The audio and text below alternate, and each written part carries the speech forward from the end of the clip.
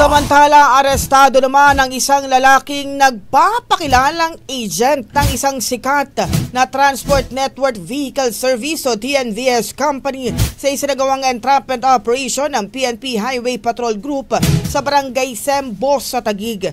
Kinilalang suspect na si Cart Bolina ayon kay HPG spokesperson Lieutenant Naday Malang.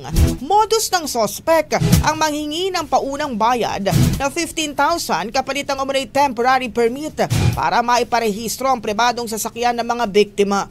Makalipas ang 1 o 2 linggo, otomatikong na-deactivate ang account ng biktima at sisingilin muli ng karagdagang 35,000 para umano ma-reactivate. Dahil dito umabot na sa 13 complainants ang lumantad sa HPG habang may kabuang 1.5 hanggang 2.3 milyon na halaga ng umano'y nakuha ng suspect mula sa mga nabiktima niya.